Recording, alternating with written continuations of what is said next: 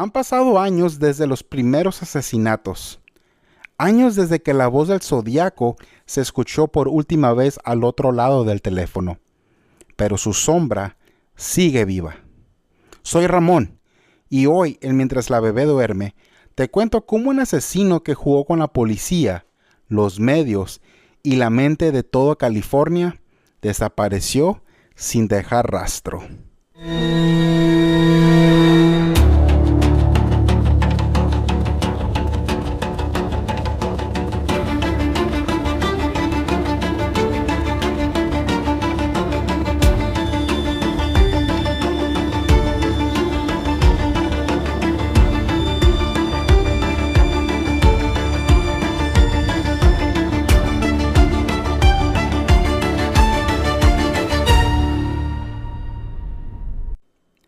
Era el 11 de octubre de 1969.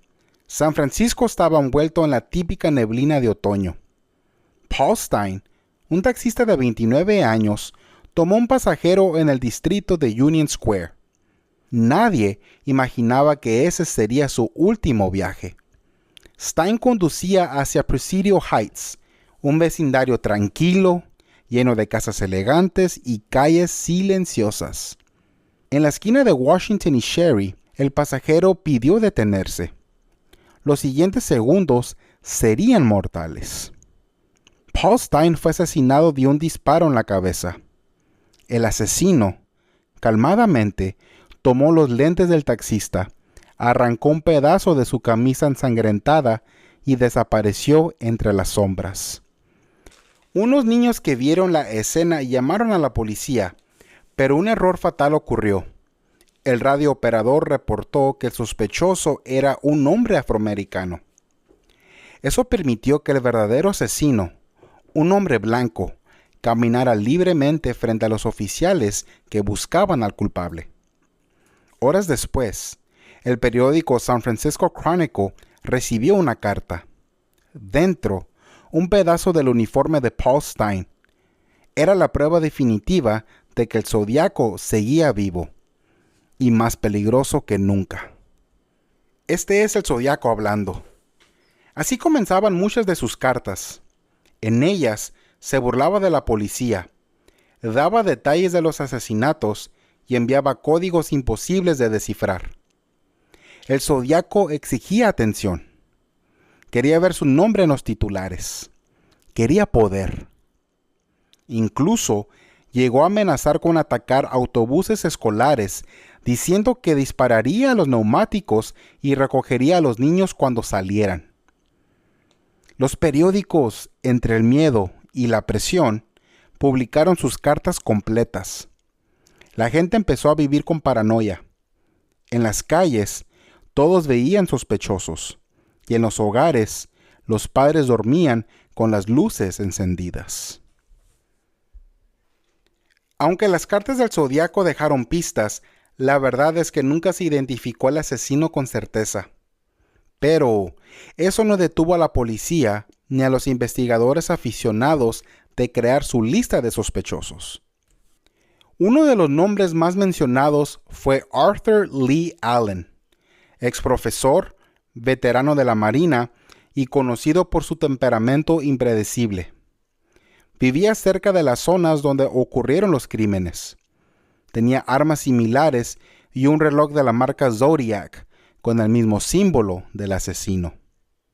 En 1971, un amigo suyo lo señaló ante la policía diciendo que Allen había hablado del Zodiaco mucho antes de que se conociera públicamente. Pero las pruebas de ADN y huellas no coincidieron. Arthur Lee Allen murió en 1992, sin haber sido acusado formalmente. Otros nombres surgieron con el tiempo. Rick Marshall, un hombre que amaba los códigos y vivía cerca de San Francisco. Lawrence Kane, quien se parecía al retrato robot y tenía historial de comportamiento extraño. Y más recientemente, Gary Post, señalado por un grupo de investigadores independientes, aunque sin confirmación oficial. Cada sospechoso traía esperanza y luego decepción.